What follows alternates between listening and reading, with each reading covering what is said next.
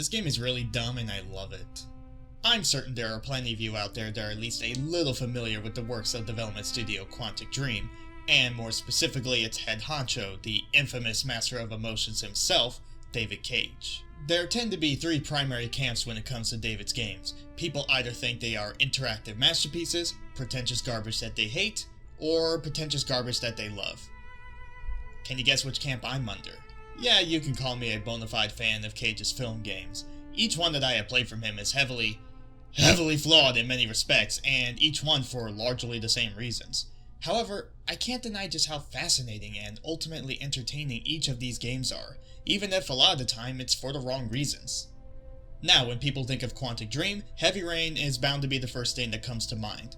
It's undoubtedly the game that put the studio and Cage himself on the map. But then there is the forgotten older brother, the one responsible for all this madness to begin with. For without it, we wouldn't get Jason! Ladies and gents, this is Indigo Prophecy, or Fahrenheit as it's known in Europe. Why the name change? Blame Michael Moore. David Cage's goal with Indigo Prophecy was to create an interactive experience that anybody can pick up and play. A game that had far more of a focus on bringing out emotions from within the player, and allowed them to choose their own paths and make big decisions that can heavily affect the outcome of the story. He wanted something less focused on traditional linear gameplay mechanics like, say, an Omicron, and more on emulating movies and television. Hence why he refers to his projects as interactive dramas and even credits himself like a film director. According to David himself in an interview with Limited Run Games, development on Indigo Prophecy was incredibly difficult. Coming to grips with these new concepts and mechanics as well as being forced to change publishers halfway through production left Quantic Dream uncertain if this was even going to succeed. But luckily for them, it did succeed. Indigo Prophecy sold pretty well and reviewed even better, scoring 8s and 9s across the board with people praising it for its unique mechanics and storytelling. I can certainly agree that the game had to have been a breath of fresh air at the time for the adventure genre. There was simply nothing quite like Indigo Prophecy, especially back in 2005. Now, do I think this game holds up over 15 years later? I just said this game was fucking dumb, didn't I? Listen, I may be a fan of Cage's work, but man, can they be stupid. These games have more than their fair share of bullshit, and anybody who doesn't think so is either delusional or they are lying to you, and I think Indigo Prophecy is the apex of this stupidity. I mean, the game's got it all. Convoluted storytelling, weird dialogue, cartoonish characters, over-the-top set pieces, awkward early motion capture, unnecessary clunky gameplay mechanics, and enough cheese to cover all of Wisconsin. And you know what? I love every single bit of it. I have been wanting to talk about Cage's film games for a while now. Not just because I genuinely enjoyed them, but because I wanted an excuse to talk about this game in particular. Many people have already said their piece about Heavy Rain, Beyond Two Souls, and Detroit, and I certainly want to talk about those games as well, but I don't think enough people have really highlighted Indigo Prophecy, as there is a lot to discuss with this beast. Also, I'm going to be spoiling this entire game, so if you are even the least bit curious about playing this, go out and buy it yourself. It's readily available on several platforms. For shits and giggles, I'm going to play the original PS2 release. Okay, so despite me having played this game multiple times, I still go out of my way to sit through the tutorial for this game, if only because David Cage himself comes out onto the set and teaches you a few basic things about the game's mechanics, and him trying to speak English is just adorable. Perfect. Now you know how to move about. You're also going to have to be able to observe your environment. You can also look around you and see exactly what you want to see. Do you see the symbol at the top of the screen? That's cool, that's cool, that's cool. During this, we take control of a crash test dummy named Bob. We walk around a bit, interact with objects in the environment, get hit by oncoming traffic, and tell him he's sexy. Hey Bob, did you hear that? Now listen, I only told him that to help with his self-esteem, and totally not because I want to get in on that. Oh, and the last thing that David briefly mentions is this mental health mechanic that I will be affectionately referring to as the depression meter. I'll be going into a little bit more detail about this later since David himself doesn't really say a whole lot, but suffice it to say, this is one of many mechanics that wasn't really well thought out. Our movie begins proper with great value Keanu Reeves sitting alone in Silent Hill, monologuing on how his normal everyday life got changed dramatically. And boy, are you not prepared for the shit he goes through. The game takes place in New York City because, well, where else could it happen? We focus on a crow sweeping through the city until it eventually lands down at the window of a diner bathroom. From there, we see some average Joe taking a piss, and then that's when we notice somebody in the stalls with cuts on his arms with a tight grip on a knife, twitching like he's damn near about to have a seizure. Turns out great value Keanu Reeves, by the way this is Lucas Kane, is possessed by some unknown figure. The possessed Kane shambles towards the unsuspecting schlub like a Resident Evil zombie and proceeds to violently murder the man, which leads to possibly the greatest on-screen orgasm in a video game. Then suddenly we see a little girl that may or may not be important later. Lucas finally breaks free from the possession and realizes what has happened, causing his depression meter to fall dramatically. So now logically, we gotta do something about the body before anybody takes notice. This will be the most common type of gameplay you will experience. You will be interacting with your environment in various ways, from something as simple as washing your hands to peeing to cleaning up blood off the floor with a dirty mop. A lot of what you interact with is there simply to offer insight into what the character thinks, but most will be needed for progression. Many of these interactions will also affect your depression meter for better and for worse. Okay, so we've dealt with the body. Time to go back outside, play it cool, and just be normal. It's probably best if we eat something too. You did lose quite a bit of blood. Coffee? I never drink it. I hate it. Let's see, what else can we do? I know, let's have a chat with the officer here. Can I help you with something, sir? It's horrible. In the toilets, It wasn't me. I'm innocent. You better go and splash a little water on your face, sir. I think that would do you some real good. Okay, first of all, Lucas, you just got away with murder right there. Why are you depressed? Second, this is one of several instances where the cops are completely incompetent at their job in this game. I mean, this dude clearly has a problem and wants to talk to you about it, but you're just gonna brush it off and just tell him to go splash some water on his face? Fine, I'll play music instead. That'll make me feel better.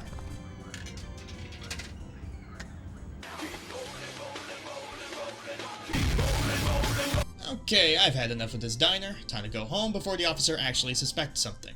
Officer Pornstash goes to the stalls and notices a trail of blood leading to the body. Yeah, you probably should have cleaned that up a little bit better, Lucas. Oh, and we cut to this homeless man that may or may not be important later. Afterwards, we're introduced to our other two playable characters, two detectives that get called in to investigate the incident. There's Carla Valenti, the straight-edge, no-nonsense type of detective, the one looking to get the job done no matter what it takes. 5 years on the force, I've seen some murders. But you never really get used to death. You just learn to live with it, that's all. And one who apparently doesn't understand redundancy. And then we have her partner, Tyler Miles. He's black. And that's not me trying to be insensitive. David Cage purposefully made a character that has a very particular walk cycle, fashion sense, and musical motif. It's as if David watched several 70s blaxploitation films for inspiration. In fact, David makes it very clear what films inspired him as he heavily wears his influences on his blood-soaked sleeves. So we go around the diner, interacting with colleagues, questioning the waitress for information about what happened, searching the bathroom for evidence. Tyler? And we even catch up with the homeless man, who obviously will not play any sort of role by the end of the game. The next day we cut back to Lucas in his apartment. I suppose we should do something about these bloody sheets, but nah, let's pop some pills, get depressed from looking at a picture, and look up some sweet stuff on the internet. Oh hey, let's see if we got any mail today. Okay, so I guess now is as good a time as any to explain the point of this depression meter.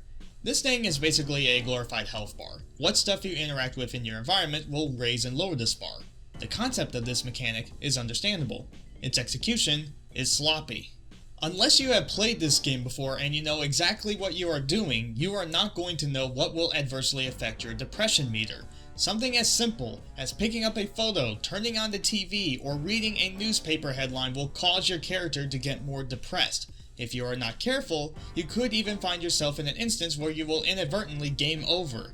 And yes, I do distinctly remember David Cage's famous quote of him not liking the concept of a game over, but look David, if my health reaches all the way down to 0 and I am presented with the option to restart from my last checkpoint, that is undoubtedly a game over.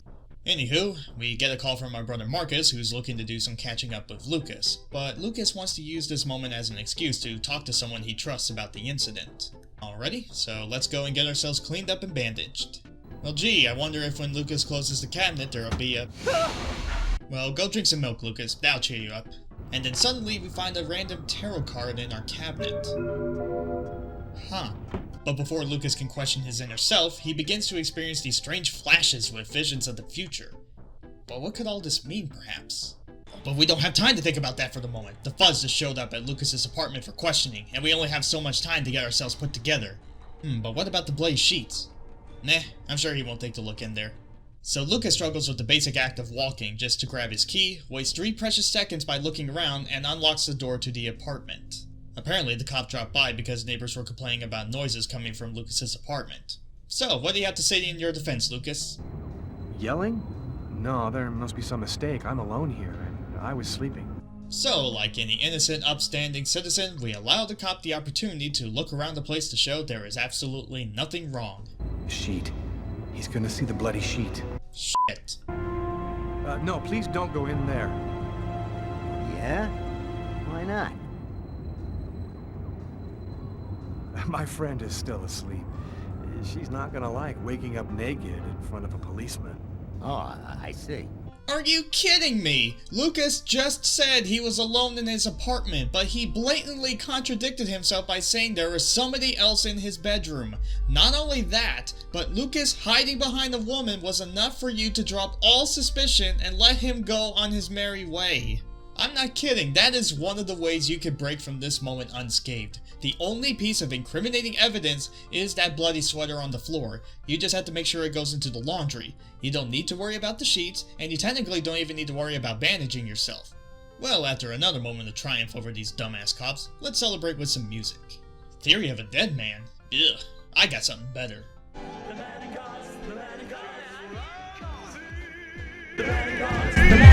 Moving on from that, we get the choice of either going to see what Lucas is up to or Carla. And ultimately, doesn't matter what order you go in, the story plays out exactly the same way.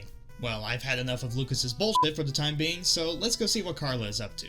Oh god, I just remembered Jeffrey is working today. Oh, please don't let him notice me, please don't let him notice me, please don't! Hey, Carla, can you tell your partner to pay me back that $100 he owes me? I've been waiting 6 months for it now. Jeez, now I gotta wash the taste of Jeffrey out of my mouth. Anywho, let's check our email. What's this? Something about Kirsten? Probably spam. So Carla takes a daily gander at her lucky tarot card before realizing Tyler is late for work. Better wake his ass up and get him down to the precinct. Yeah? Know what time it is? Oh, shit. Get a move on.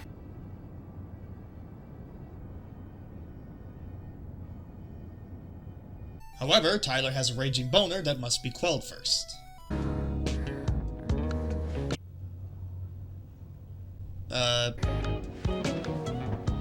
Tyler? Alright, Tyler, you've had your fun. Sexy time is over. Time to go and get ready for work for realsies. Wait, why is this playing here? Do you think that song plays for every little thing that he does?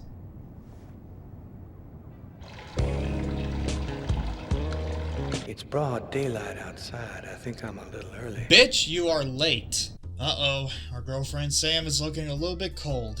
It's a song and dance Tyler is all too familiar with. I'm sick of living in fear like this. Every morning I'm terrified that something's gonna happen to you. I wonder what picking ironic does. Yeah, we've talked about this 1,000 times, Sam. I'm not gonna give up my career because my woman is nervous. Yeah, I don't think David understands irony. So Tyler finally makes his way down to the precinct, and more funk music just starts playing out of nowhere. This is the only character this happens to, it's ridiculous. But, uh-oh, Jeffrey's still looking for his money! Hey, Tyler, what do you know? Just the guy I was looking for. Oh, shit. Okay, so Tyler decides to be a dick and challenges Jeffrey to a basketball game because, of course, and offers to give him double if he wins. Motherfucker, you already have $200. Just give Jeffrey the damn money so he can leave you alone! After all that, Carla and Tyler discuss the case a bit more before we cut back over to Lucas going to the park to meet his brother, a priest named Marcus. So, out in the open, in front of dozens of people, Lucas just flat out confesses to murdering a man. Marcus, understandably, doesn't know how to process all this. It's also during this moment that, for no real explanation, we get to also speak for Marcus in addition to Lucas. This murder, exactly how did it happen? I saw something, or rather someone, and there was this little girl. You saw a little girl? As troubling as this all is for him, Marcus agrees to help out his brother, even offering him a crucifix for luck. Here. You need this more than I do.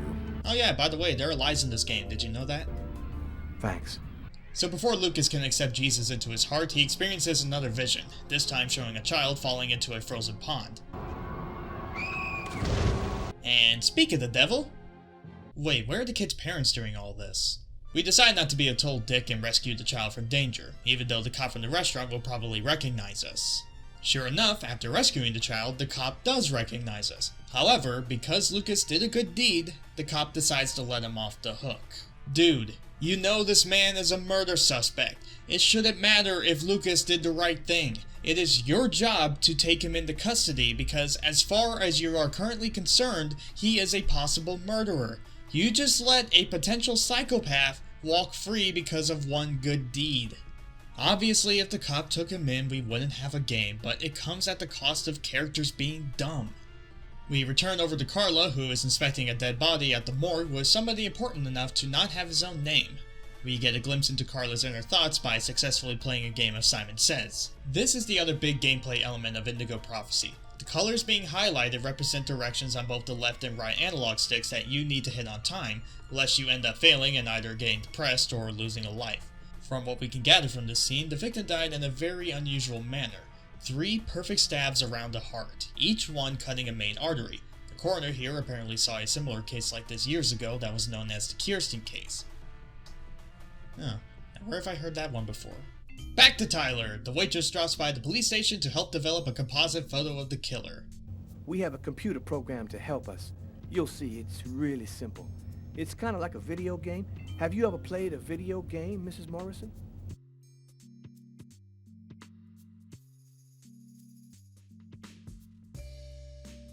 No.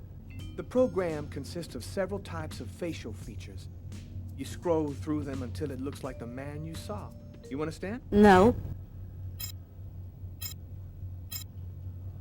This is it, ladies and gentlemen. Video games have officially peaked. Now, we gotta make sure we make this look as accurate as possible to help the detectives with their investigation. Now, is this the face of the person you saw? My boy is perfect. Speaking of which, we cut back over to Lucas puking his guts out at work. He apparently works at a bank alongside great value Gordon Freeman over here. Lucas tries to get some work done in a vain attempt at trying to act normal, but wouldn't you know it, strange events are continuing to happen. All of a sudden, he is able to read people's inner thoughts and starts experiencing more hallucinations. Oh look, we get a call from Tiffany, our ex-girlfriend. I'd like to come and pick up some stuff at your place. Could I come over tonight? No, tonight's not gonna work for me. I just politely told her that now is not a good time. Why am I being punished for it? Then suddenly giant green termites show up out of nowhere and we are immediately thrusted into the first of many ridiculous action sequences. This is where the lies counter actually starts coming into play. While these sequences themselves aren't too difficult to do, sometimes the controls can feel finicky and not able to register your directional inputs, leading to instances where you will lose a life. It doesn't help that the highlighted inputs can be a little difficult to see sometimes given how transparent the interface is. Plus, it's just such a shame that you're too focused on these button prompts to watch just how bonkers these sequences can be. I can only imagine just what the hell Lucas is actually doing during all this, since this is just clearly a hallucination. Anywho, dead diner dude comes back, spouts some nonsense about serpents, until eventually Lucas snaps out of it and goes home. After a day like that, we should probably blow off some steam and take our mind off of things.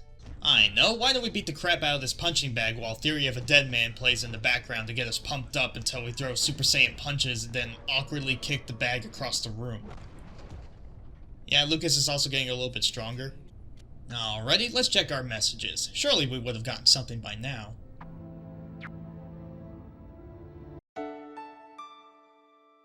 Alright, look, David Cage is off in the corner in this advertisement. That's something. Well, I got nothing better to do. Time to pop some pills and go to bed.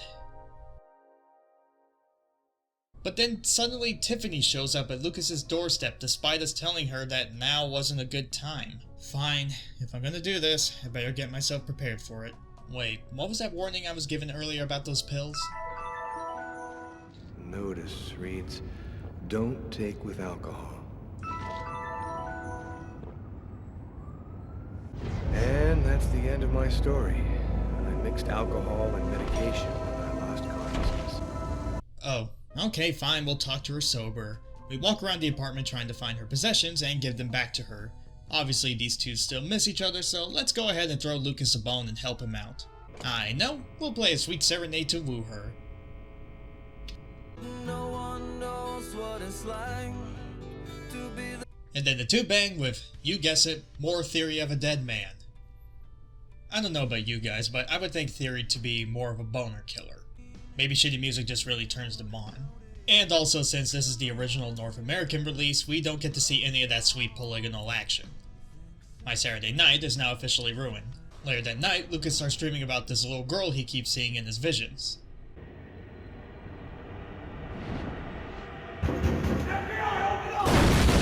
Later, we catch up with Tyler and Carla at the gym so they can do a little friendly sparring. But before that, we need to get them all warmed up with these admittingly very exhausting button tapping sequences.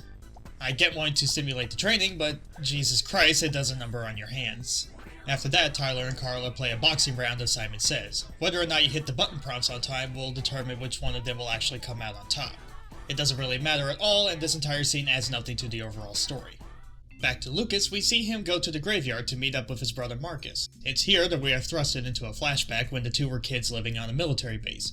Lucas was apparently a bit of a social misfit even back then, not really comfortable hanging out with Marcus or his friends. Also, young Lucas is clearly played by the same actor, but is trying his damnedest to sound like a 10-year-old, and it just doesn't work. You coming? I don't want to, Marcus. Leave me alone. So the other kids decide to go and play hide and seek inside one of the hangars. Shortly after, young Lucas starts experiencing the same visions that his older self has been seeing. Great! Yeah, those kids are gonna burn in hell if we don't do something about it. Now, logically, we would want to alert one of the guards to let them know that something is wrong, but of course they don't believe a word that we say. Sir, my brother and some other kids are in Hangar 4, and it's gonna burn. You've got to go help them, please. Go on. Get out of here, kid. I don't have time for games. It's the truth, I swear it. Help me, please. You gotta help me. So now it's up to Lucas to channel his inner Solid Snake to sneak over to the hangar. Yeah, to be blunt, these stealth sections blow. They were a major point of contention in 2005, and they are even worse today. These are some of the most poorly implemented forced stealth sections I have ever played in a game. The map does a terrible job of showing you everyone's positions because of how their icons blend into the radar screen, whereas in Metal Gear, everything is clearly displayed to let you know what everyone's current position is, making it far easier to avoid being detected. As such, you're going to be running into this a lot. Don't move or I'll shoot! Eventually, Lucas makes his way to the hangar and finds Marcus, warning him to get the hell out of there. Get out of here now, Marcus. The hangar's going to explode. Get out of here now, Marcus. And it's up to us to find the rest of the kids before they... And you could probably just tell by looking at this footage, but it is really difficult to see a goddamn thing because of how dark the graphics are. You don't know what you're talking about. You're just a retard, Lucas. I'm retarded? I was lucky enough to even find 2 of them. Which means the other 2 are unfortunately going to have to die a horrible death. As a result, I got depressed just by remembering this. But more importantly, Marcus points us into the direction of someone who may be able to help us. Before we get to do that, we need to take a quick detour back to Carla and Tyler's investigation. Okay, so Carla needs to go and grab a particular tape from the evidence room, and it's here we are introduced to another forced gameplay mechanic. Apparently, Carla is claustrophobic. In order to keep her calm, we need to rhythmically keep the reticle balanced within the center, all the while moving shells around to find the tape that we need. It's not particularly difficult, but I wouldn't call it particularly riveting either. This gameplay feature only shows up once more in the entire game, and even then, Carla's claustrophobia is never a major issue story-wise, and it doesn't add anything to her character. So what's the point? Beyond that, Tyler pays a visit to a local library being run by a very uncomfortable stereotype. Your presence here brings honor to my miserable shop. My name is Takao. Also, you can see pretty closely how often the character's faces just cease to act and return back to a default facial expression. So the librarian tells us to go find a book for him. We find the book and he basically says he can't help us. Also, he's apparently from Brooklyn and puts on that English accent for the customers. Oh yeah, that's for the customers. They love that wise old Japanese master stuff. I was born in Brooklyn, man. I never been no further than Long Island. So what was the point of coming to the library? Well, outside of finding a piece of computer paper, absolutely nothing. Carla then decides to pay a visit to the gun range to talk to a retired officer that previously worked on the Kierson case, as well as looking into several others that were similar in nature. Because as we all know, a gun range full of people shooting off firearms is the perfect place to have a conversation. We dick around a couple of times shooting at targets and get promptly scolded by the dude for our crappy shooting. The officer basically tells us how similar the Kirsten case is with the one we are currently working on, how Kirsten was randomly stabbed in the same ritualistic fashion as the guy Lucas killed in the beginning, each of the victims' main arteries being perfectly cut and the murderer carving a symbol on their arms. The murderer had no previous MO or psychotic history, it just randomly happened. But that shit's boring. We can instead be watching an epic basketball match between Jeffrey and Tyler. I make sure Tyler loses because, let's face it, he deserves it. Later on, Lucas pays a visit to a mysterious blind medium named Agatha, the person that Marcus alluded to earlier. We awkwardly push her along to a room full of crows, which, as we all know, is the perfect place to hold a conversation. Lucas explains the situation to Agatha, and she is quick to understand what is happening to him. So we drag Agatha back to her room where she transports Lucas back to the day of the diner murder. We see that a mysterious figure had approached Lucas at his table, striking a conversation with him. The thing is, nobody else could see that figure but Lucas, but he was still able to influence the waitress to hand him a cup of coffee. Shortly after, that's when the man takes control of Lucas and leads him to committing the murder in the bathroom. Lucas breaks free to demand answers, and Agatha clearly knows what's happening but just doesn't want to say. Lucas will just have to come back tomorrow. Cut to Carla lounging around in her apartment while Tyler stays at the office to do some more work on the case. Also, don't take too long here as Tyler, you can actually get so tired that you spiral into depression. Out of the blue, Carla's friend Tommy drops by to pay her a friendly visit and to read her fortune using a deck of tarot cards. It does not matter in the least what cards you choose, as the fortune will come out exactly the same way, which is to say, the future looks bleak. There's going to be a dark period, escape, and terrible danger. You're not alone. You're following someone and he is disturbing. There is a curse, great suffering and fear. I see dark death and distress. Carla, I think we'll stop there. I'm sorry, I don't know what happened. It's the first time I've ever read this sort of thing in the cards. Usually don't express anything like this. Don't apologize, Tommy. It's just a silly game. I never believed in fortune-telling anyway. So then explain this, Carla. Before leaving for the evening, Tommy takes a gander at the computer paper and lets Carla know that she can track down the bank that printed off the paper originally by looking for a numeric ID watermark. Carla passes the info over to Tyler, and sure enough, they find what they need. At the same time, we see Lucas coming back to his apartment when the phone starts ringing. He answers it, only to have his entire apartment trying to murder him in another ridiculous set piece. Marcus makes a surprise visit to the apartment to get some answers, only to realize that Lucas is in trouble. But we gotta do something quick. And that's how my story ends. No! Officially. Okay, Marcus, let's put a little more muscle into it this time. Long live the king. Okay, this time for real, Marcus saves Lucas from certain death. And despite his deteriorating mental and physical state, Lucas decides to go back to work in order to get back in touch with reality. Unfortunately for him, he just so happened to pick a day where Carla decides to pay Lucas a visit to question him. Well then that means we gotta hide all the incriminating evidence just lying around before she drops in. Once she does, she starts to ask us basic questions, and we try our best to play it cool. Also, I love the fact that the composite photo Carla has looks nothing at all like the photo we generated earlier. It's as if Carla took it from Tyler and commissioned somebody else to make it look like Lucas just to frame him. And it's also during this scene that something incredibly stupid happens. Besides almost every other thing up to this point. We have been taught to successfully complete the Simon Says minigames lest we get punished for it. However, in this particular instance where Lucas begins to hallucinate those green bugs again, it actually ends up raising Carla's suspicions and lowers our depression meter. To better your chances of not getting arrested, you need to know when to purposefully fail at certain points. And the game never tells you about this. You just need to know. That is just plain bad game design. Anyway, Lucas goes to the bathroom for a bit and Carla digs around to find evidence before she leaves. The next day, we find Tyler in his apartment having a romantic night with his girlfriend. All the while, Carla is working at the station to put together the clues. During this, the cop from the restaurant shows up to confess to Carla how he let Lucas go free after saving the kid, and of course, Carla is okay with this. I'm not even gonna bother at this point. We put the clues together and interrupt Tyler's sexy time to get his ass over to the station, much to Sam's frustration. What about me? I'm not important? Tyler?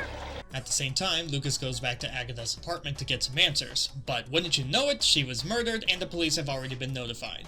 We go in search of any sort of clue she would have left behind, with the answer being laid out fairly obviously. Tell me, what is your cage like? Unfortunately, Lucas fell victim to clunky controls, dark graphics, and just plain stupidity. Police, don't move! Second time's the charm, and we make sure to escape out the window this time. On the way home, Lucas gets another vision, this time seeing the mysterious figure take possession of another random victim and killing somebody else. Oh, and the little girl is still important somehow. Not long after, Carla and Tyler raid Lucas's apartment, which has been decorated with satanic imagery for some reason. Hell, even the bathroom looks like something straight out of a Silent Hill game. Lucas makes it back home only to be surrounded by the cops. How does he escape from this situation? Bullshit.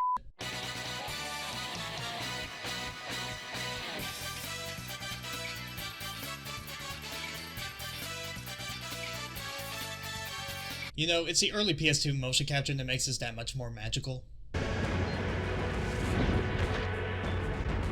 Well, somebody's aroused. After that, Carla and Tyler get their asses chewed out by the police commissioner, then Mario shows up to let them know about the laundromat murder.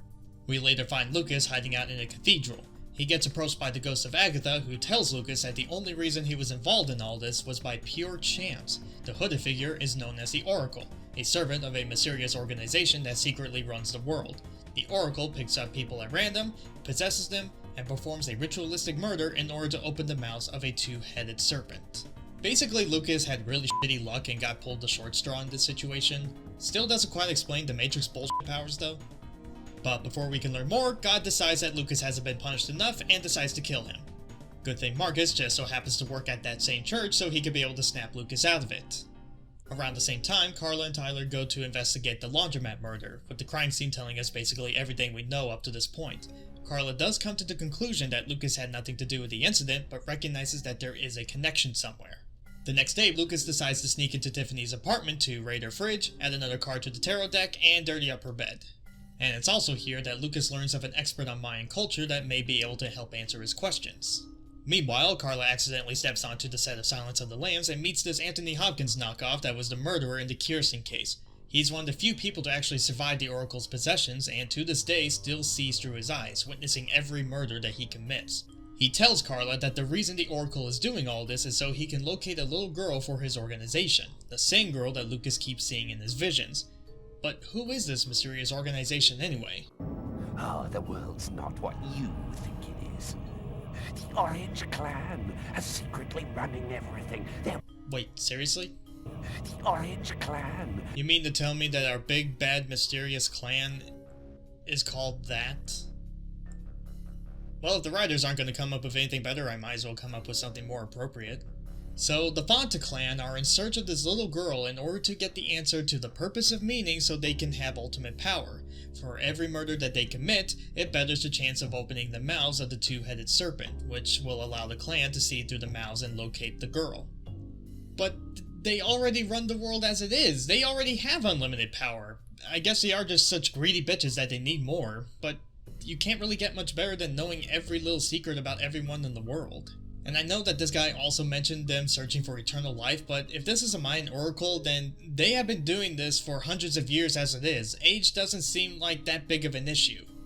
Carla decides to peace out, but oops, the Asylum's backup generator shuts down and all the crazies get set loose, so now we gotta navigate our way back to the entrance while controlling our breathing so not to get smacked on the ground and die. We later see Lucas go to a museum under the guise of an independent journalist to talk to the professor he learned about, Dmitry Kuryakin. The professor tells Lucas about the two-headed serpent and the role it plays in allowing people to peer into the other side. The professor eventually figures out we're lying about being a journalist, so Lucas decides to come clean and convinces the professor to help him out. They sneak into the parking garage only to be ambushed by random drivers trying to kill them. Luckily, I have prepared for this very moment. The professor dies, but not before letting Lucas know about the importance of the child. All of a sudden, we find Lucas in the forest and he gets confronted by none other than the Oracle himself. The Oracle questions how he managed to survive for this long, but comes to the conclusion that it was due to something called the Chroma. Basically, the power of the universe. It's what allows Lucas to do all of his Matrix bullshit. Then, the Oracle turns into a panther and chases Lucas around. Lucas eventually comes across Agatha again, telling Lucas to find the child before the Fonta clan does. Turns out this is all just another dream though. Lucas has been hiding out in a dirty hotel looking like an NSYNC reject. While dreaming, Lucas gets a glimpse of the Oracle before the other clan leaders, basically getting chewed out for allowing Lucas to get away twice now. The Oracle obviously underestimated him, and it also turns out that they are being derailed by another clan in the process. so the clan tells Oracle to do something about it. The first thing he decides to do is go after Marcus at the church. Lucas calls up Marcus to tell him to lock himself up and keep safe, all the while Tyler and Carla show up to track Lucas down. Nobody move! Calm down, girl. I think there's been a slight misunderstanding. Tyler, it was the wrong room! Well, after that moment of sitcom hijinks, the two do eventually track down Lucas's room. Of course, he's nowhere to be seen because apparently he is also Spider-Man. Lucas gets another call, but unfortunately Tiffany has been kidnapped by the Oracle. She's being held hostage at an abandoned amusement park. Lucas should realize that this is an obvious trap, but nonetheless we need to try and save her. Lucas! Lucas, help me! Lucas! Lucas, help me! Lucas!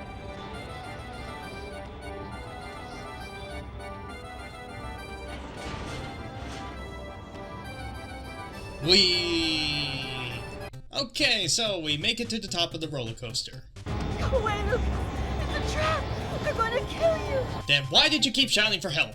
We make our way to the other side, and surprise, surprise, the Oracle was waiting for us. He causes the platform to collapse, sending Lucas and Tiffany to their deaths. Of course, we are nowhere near done yet. Instead, we get to partake in another flashback, where Lucas and Marcus plan to sneak into a hangar in order to find out what secrets lie within it. You know what that means? Another terrible stealth section, but this time, it's in the dark, which means it's far more difficult to see where nearby guards are at. Don't move or I'll shoot! Sure, you can see the map a little bit easier, but the guards' vision cones are still hard to notice. It also doesn't help that there is a massive delay in turning Lucas around, making it a pain to try and avoid their line of sight. I have to get this little screen to pull up just to see when he's going to turn his head because I can't see him from across the field. You'll eventually figure out what their movement patterns are, but it doesn't make this moment any better. Well, at the very least, they didn't program it to where if Marcus gets caught then it's instantly a game over. Otherwise, a moment like this would be frustrating instead of hilarious. The two eventually get to a point where the only way to get to the hangar undetected is by climbing up the telephone pole and hanging off of the cables. Marcus decides to stay behind and distract the guard underneath the pole so that Lucas can shimmy across. So Lucas makes it to the completely unguarded hangar, goes down the elevator, and finds something. Back to present day, Carla gets a call to head over to the cemetery. Turns out, Lucas was the one to invite her over. Tiffany didn't survive the fall, yet Lucas somehow managed to. That's weird. No steam comes out of his mouth when he talks, like his breath was already cold. Never mind, he's dead. We are in fact talking to a zombie. I don't even need to play the game that far ahead to even know this. Except for maybe great value Anthony Hopkins over here. So Lucas explains everything to Carla about the Indigo prophecy, the Fonta clan, and the fact that the fate of humanity hangs in the balance. You may have been noticing the temperature displayed throughout the entire game. That actually ties to the prophecy itself. If the child is not found soon, then humanity will be plunged into a permanent ice age, basically killing everybody. Carla is understandably skeptical, but decides to go along with it because, well, f*** it, what else are you gonna do at this point? Carla and Tyler hang out at the police station, trying desperately to stay warm, when suddenly Sam shows up and offers Tyler the choice of either coming with her to Florida or staying behind to help the people. It does not matter what choice you pick because after this scene, this is the last time we get to see Tyler. Yeah, he has no real bearing on the overall plot. You can tell that's the case because of just how easy it is to write him out of the story completely. Either that or they just had no idea what to do with him. After that, Lucas gets another vision of the girl, this time getting a clear look at her uniform to see she goes to a girls' Catholic school. Carla takes Lucas to the school and just waltzes right in without much resistance. I've seen you in my dreams. You have to come with me. We have to leave here right now. Okay, couple of questions. Unless this is an orphanage, where are the kids' parents? And regardless of that, why haven't they been evacuated by the army or the National Guard? Why is the Indigo child staring into my soul? Why is she allowing me to kidnap her without any resistance? Well, we got no time for that, the Oracle just showed up. We go out the fire escape and set the child down for a moment to engage in an epic battle. Now people, what you are about to see is quite possibly the most amazing sequence ever created for a video game.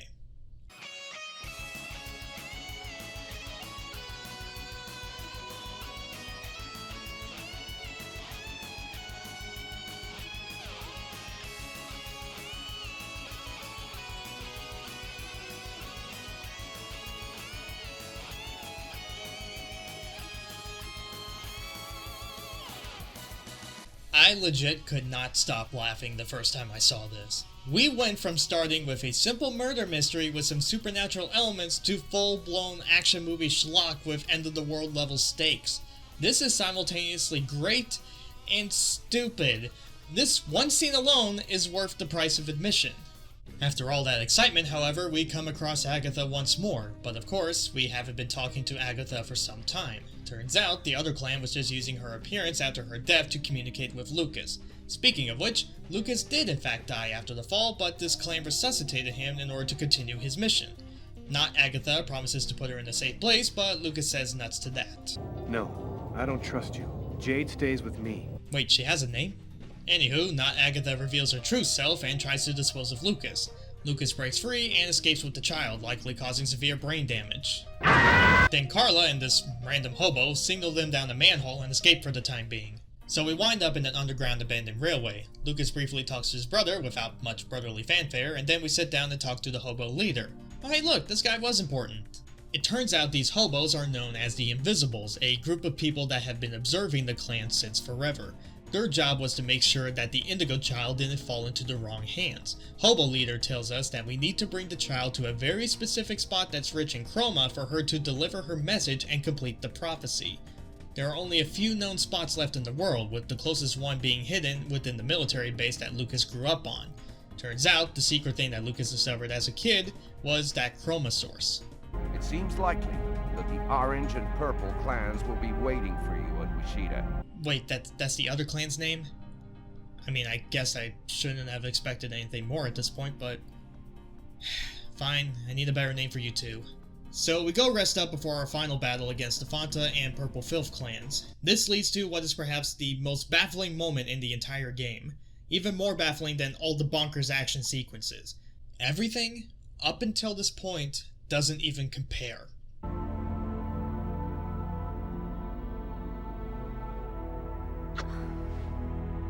Frozen. Your lips are like ice. I love you, Lucas. Just out of nowhere, Carla and Lucas immediately fall in love with each other and start f***ing.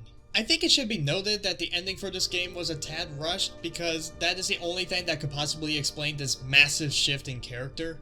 Either that or David Cage wanted an excuse to have more boobs. Also, can we talk about the fact that Carla is essentially f***ing a corpse? Say Carla, when you're riding him, is it like f***ing an icicle? Well, thankfully, one last flashback mercifully cuts off the sex to let us know that Lucas was exposed to the chroma while still in the womb, which pretty much explains why Lucas has all of his BS powers to begin with. Afterwards, we make our way to the base to see the chroma source is still there after all these years. Kinda makes you wonder when they actually stopped their research and why no one thought to check their sense or... but we don't have time for questions. Lucas needs to charge up like he's Goku and deliver the final blow to the Oracle.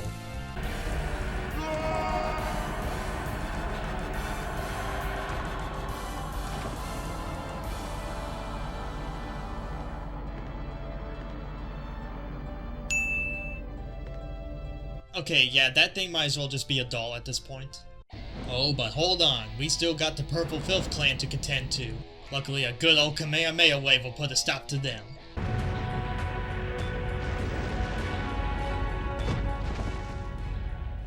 So we finally put the child down on the stone slab and she whispers something into Lucas's ear. The game ends with Lucas sitting down on this alien-looking utopia. The world has been warmed back up, the two warring clans go back to their hiding spots, and Carla is pregnant with Lucas's cold zombie baby. And that was Indigo Prophecy. That was certainly a trip, wasn't it? So, if you really wanted to ask me what I thought about Indigo Prophecy as a game, honestly, not that great. It has some interesting ideas going for it, but much of the gameplay is either dull or unnecessary. The controls are clunky and the camera often doesn't give a good view of your surroundings, even if you adjust the angle yourself to try and get a better view. It can often be a frustrating experience to play, and what doesn't help is just how dark the game looks. I mean, visually, Indigo Prophecy does have its moments. Most of the character models look good, and when done properly, the lip syncing and motion capture is actually pretty solid. Most of the time. However, the biggest problem with going back to this version of the game in particular is, when playing on a modern television, it can be damn near impossible to see, leading to a lot of, quite literally, fumbling around in the dark.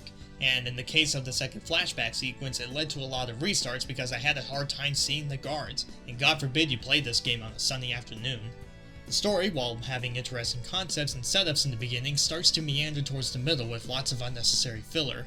Plot lines that were established either don't get paid off or they just get rushed resolutions, and by the end of the game it just completely loses its mind. The characters themselves are not the most in-depth out there and hardly get any sort of meaningful development. So from a story, structural, and gameplay standpoint, Indigo Prophecy is simply a mess. That being said, I will still recommend people play this game because of how ridiculous it gets. This is the kind of thing you invite your friends over to have drinks and gawk at. I always love seeing people who have never played or even heard of this game experience it for the first time. Now, would I recommend playing this game over David Cage's other ROMs? Hell no. I would easily tell you to go play Heavy Rain or Detroit well before this, or hell, even beyond. At some point though, this is still at least worth a look. There really is nothing quite like it. Oh yeah, before I forget, those tarot cards we've been collecting. They actually give you points to unlock behind-the-scenes footage, concept art, music tracks. It's actually pretty neat stuff. Okay, the fact that David himself did the motion capture for the sequence makes a lot more sense. And what's this? The hidden dance floor?